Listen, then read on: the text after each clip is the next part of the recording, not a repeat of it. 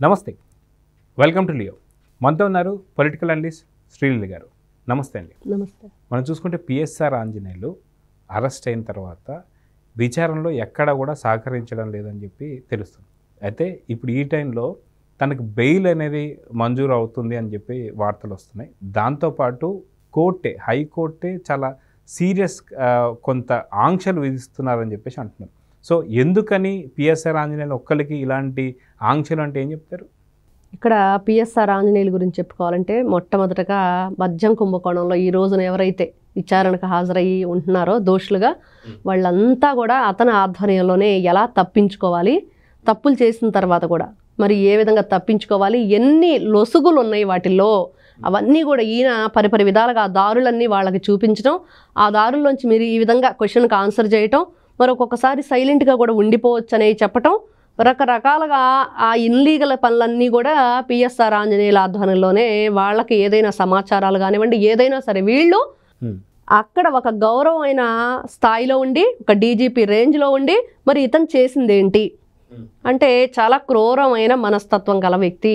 ఆడవాళ్ళని గతంలో ఏ విధంగా ఇతను తన మెంటాలిటీ ఎలా ఉంది, ఫోన్లు చేసి ఏ విధంగా వేధించాడు.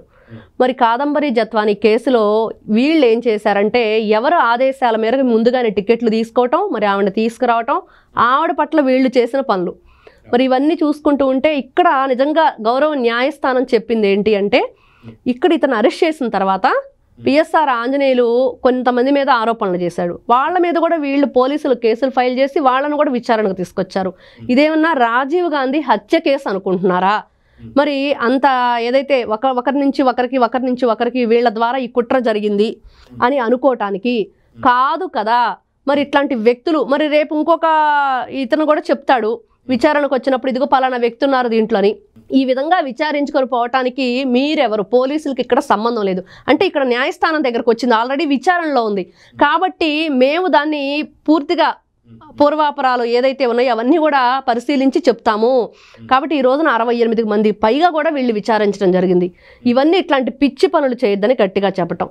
మరి ఇతను గతంలో మాట్లాడిన మాటలు మరి నన్ను ఎవరు అరెస్ట్ చేస్తారు, అరెస్ట్ చేస్తే నన్ను వదిలేస్తారు, అసలు ఏ విధంగా అరెస్ట్ చేస్తారో చూద్దామని చెప్పి ముందస్తు బెయిల్ తీసుకోలేదని, ఆ తర్వాత నేను ఇక్కడ ఉండలేకపోతున్నాను, ఎట్లాంటి షరతులైనా సరే విధించినా నేను బెయిల్కు రెడీ, మరి అదేవిధంగా విచారణకు కూడా నేను సహకరిస్తానని ఒప్పుకున్నాడు. అంటే ఎన్ని విధాలుగా ఇతని ఆలోచన ధోరణి ఉంది, ఏ విధంగా ఇతను తప్పించుకోవడానికి ప్రయత్నం చేస్తున్నాడు. ఈ రోజున ప్రజల్లోంచి న్యాయస్థానానికి ఒక పిలుపు వేడుకుంటుంది అని చెప్పుకోవాలి. ప్రజలు నిజంగా ఏమని వేడుకుంటున్నారు అంటే ఇంత దుర్మార్గమైన మనస్తత్వం ఉన్న పిఎస్ఆర్ ఆంజనేయుల్ని కఠినమైన షరతులతోటి న్యాయస్థానం మరి బెయిల్ ఇస్తానని చెప్పి చెప్తుంది. కాబట్టి మేమందరం కూడా దానికి ఇంకొకసారి ఇట్లాంటి వ్యక్తి బయటకు వస్తే ఏ విధంగా తప్పించుకుంటాడు, మరి అదే విధంగా సాక్షులను ఏ విధంగానైనా సరే వీళ్ళు గల్లంతు చేస్తారు. అన్ని విధాలుగా కూడా ఎటువైపు చూసుకున్నా కూడా ఇబ్బందికరమైన పరిస్థితులే కనిపిస్తున్నాయి. మరి అదేవిధంగా ఏపీఎస్సీ ఎగ్జామ్ పేపర్లో ఏ విధంగా విద్యార్థుల జీవితాలతో వీళ్ళు ఆడుకున్నారు. ఇవన్నీ చూస్తూ ఉంటే ఇతను ఒక గొప్ప స్థాయిలో ఉన్న పోలీస్ ఆఫీసర్గా ఉండవలసిన వ్యక్తి ఎన్ని ఇట్లాంటి ఇల్లీగల్ పనులు చేసి ఈ రోజున 420 కేసు కూడా నమోదయ్యి మరి ఇంకా బయటికి వెళ్ళటానికి ఏ విధంగా ప్రయత్నాలు చేస్తున్నాడు.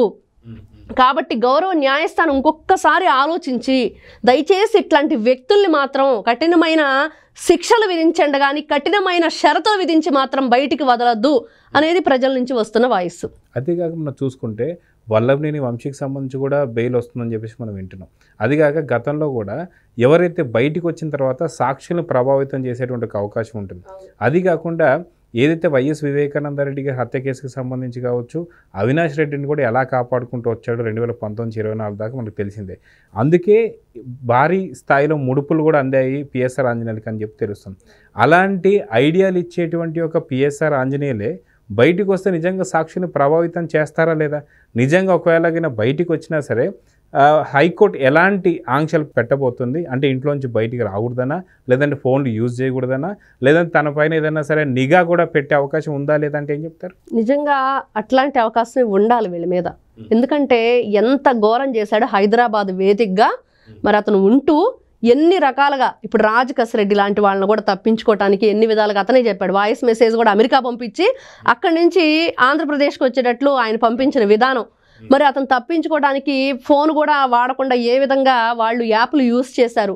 మరి కాకాణి గోవర్ధన్ రెడ్డి ఎవరైతే ఉగ్రవాదులు ఉపయోగించే యాప్లు వీళ్ళు యూజ్ చేశారంటే ఈ నేరగాళ్ళని ఏం చేయాలి, వాళ్ళకు సహకరించిన ఈ రోజున పిఎస్ఆర్ ఆంజనేయులు లాంటి వాళ్ళని ఏం చేయాలి అంటే ప్రజలు కోరుకుంటున్నట్లుగానే ఈ రోజున మనం చూస్తున్నాం. ఏదైనా ఇతని గురించి ఒక న్యూస్ వచ్చినప్పుడు కింద ప్రజల యొక్క కామెంట్స్ ఏ విధంగా ఉంటున్నాయి, వాళ్ళు ఏ విధంగా స్పందిస్తున్నారంటే ఖచ్చితంగా ఈ విధంగా విద్యార్థులతో కానివ్వండి, స్త్రీలు ఆడవాళ్ళ జీవితాలతో కానివ్వండి, కాదంబరి జత్వాని లాంటి వాళ్ళని మరి ఆమెను బంధించి ఏ విధంగా వీళ్ళు చేసిన భయంకరమైన వాళ్ళు పనులు ఏమైతే ఉన్నాయి అవన్నీ, మరి కుక్కల విద్యాసాగర్ లాంటి వాళ్ళు ఉన్నారు, వీళ్ళందరూ చేసినవి ఏంటి అంటే ఇట్లాంటి వ్యక్తులు ఫోన్లు ఉపయోగించకపోయినా ఏదైనా నిఘా పెట్టినా కూడా మరి ఈ రోజున లోపలుండే ఈ విధంగా మాట్లాడుతున్నారు. మరి బయటకు వచ్చిన తర్వాత ఈ రాక్షసులు నిజంగా సమాధిలో నుంచి వచ్చిన ప్రేతాత్మలానే తయారవుతారు. కాబట్టి ఎప్పుడైనా సరే వీళ్ళు అంటే ఇప్పుడు మానవ సంచారంలో వన్యమృగాలే వీళ్ళు, ఇట్లాంటి క్రూర మృగాల్ని వదలకూడదు అనేది ప్రజల ఆలోచన.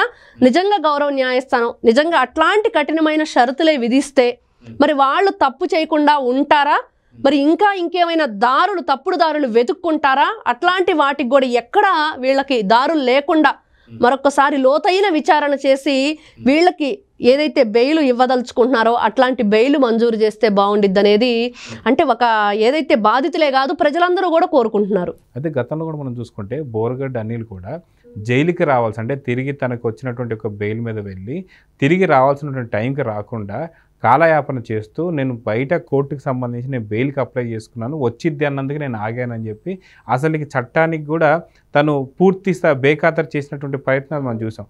అలాంటి పరిస్థితులే ఇప్పుడు ఒకవేళ కానీ పిఎస్ఆర్ ఆంజనేయులకి ఇస్తే పరారైతాడు అని చెప్పి కొన్ని వార్తలు కూడా వస్తున్నాయి. సో దీని మీద మీరేం చెప్తారు? ఖచ్చితంగా ఈ రోజున చూస్తున్నాము, ఎవరైతే కొడాలి నాని విషయంలో మరి లుకౌట్ నోటీసులు ఇచ్చారు, ఎక్కడున్నాడో కూడా తెలియని పరిస్థితి, నిజంగా ఎక్కడున్నారు, ఏం చేస్తున్నారు, పారిపోయారా, ఇంకా ఇక్కడే ఉన్నారా అనేది కూడా అర్థం కావట్లా. మరి వీళ్ళు నిజంగా కళ్ళు గప్పి ఏదైనా చేస్తారు, అంత దుర్మార్గమైన ఆలోచన వీళ్ళల్లో ఉంది. ఈ రోజున ఏదైతే వీళ్ళు చేసిన పనులన్నీ చూస్తున్నాం, ఏ విధంగా ఉన్నారు. ఇంటి కారు డ్రైవర్ భార్యల చేత పేపర్లు దిద్దించిన ఇంత దౌర్భాగ్యులు ఇంకెక్కడైనా ఉంటారా? ఆ పిల్లలు ఎంత కష్టపడి చదువుకొని ఉంటారు, అంత పేపర్లు వీళ్ళ మనస్తత్వం, వీళ్ళ క్రూరమైన ఆలోచన విధానం, వీళ్ళని ఈ విధంగా ప్రేరేపించిన అప్పుడున్న అధికారులు. ఈ రోజున కోర్టు అధికారులను ఇంకా అరెస్ట్ ఎందుకు చేయలేదు అనేది కూడా ఒక మాట మాట్లాడింది. కాబట్టి వెంటనే అరెస్ట్ చేయండి, ఇతనితో పాటు ఇంకెవరున్నారు వాళ్ళను కూడా మరి అదేవిధంగా కఠినమైన చర్యలు తీసుకోమని. కానీ ఇట్లాంటి వ్యక్తులు నిజంగా మీరంటున్నట్లుగా అదేవిధంగా ప్రజల్లో ఉన్న ఆలోచన ఏంటంటే వీళ్ళు దేశం వదిలి పారిపోతే ఇంక పరిస్థితి ఏంటి, ఎక్కడి నుంచి అయినా సరే. ఈ రోజున కాకాణి గోవర్ధన్ రెడ్డి ఉగ్రవాదుల యాప్ యూజ్ చేస్తున్నాడు అన్నది ఏ విధంగా జరిగిందో అలాంటి యాప్లు ఏదైనా సృష్టిస్తారు. గతంలో కూడా మనం చూసుకుంటే ఫోన్ ట్యాపింగ్ విషయాలలో కూడా చాలా కీలకమైనటువంటి, ఎందుకంటే అక్కడ మనం చూస్తే కోటంరెడ్డి శ్రీధర్ రెడ్డికి కూడా ఫోన్ చేసి నువ్వు ఎవరితోనో మాట్లాడావు నాకు తెలుసు, పోయి సజ్జల రామకృష్ణారెడ్డి కలువు అని చెప్పేసి అన్నటువంటి. సో ఇలాంటి వాళ్ళు దేశాలు తప్పించుకునేటువంటి ప్రయత్నాలు కూడా జరిగే అవకాశాలు ఉంటాయి. కాబట్టి హైకోర్టు చాలా కఠినమైన శిక్షలు విధిస్తుందని చెప్పి అనుకోవచ్చు అంటారు. ఖచ్చితంగా న్యాయస్థానం ఏదైతే ఈ ప్రజల కోరికలన్నీ కూడా నిజంగా న్యాయస్థానానికి చేరాలి. మరొక్కసారి లోతైన విచారణ చేపట్టి వీళ్ళని బంధించే ఉంచాలి, బయటకు వదలకూడదు. కఠినమైన షరతులు కాదు, కఠినమైన శిక్షలే ఉండాలి ఇట్లాంటి వ్యక్తులకి అన్ని కోణాల్లో. ఈ రోజున ఎన్ని ఉన్నాయో అతని మీద ఆరోపణలు కాదు, అవన్నీ నిజాలే. ఎన్ని విధాలుగా వాళ్ళు నేరాలు చేశారు, ఘోరాలు చేశారు, ఎంతమంది జీవితాలని చీకటి దీనిలోకి నెట్టేశారు అనేది మనం చూస్తూ ఉన్నాం. కాబట్టి ఖచ్చితంగా మరొక్కసారి గౌరవ న్యాయస్థానం ఆలోచిస్తుందని నేను కూడా అనుకుంటున్నాను. సో చూద్దామండి, ఖచ్చితంగా పిఎస్ఆర్ ఆంజనేయుల విషయంలో ఎలాంటి ఆంక్షలు విధించబోతున్నారు, నిజంగా బెయిల్ ఉంటే ఎన్ని రోజుల పాటు బెయిల్ ఉండబోతుంది అనేది చూద్దాం. మరి నమస్తే. Please subscribe to Leo news for more videos.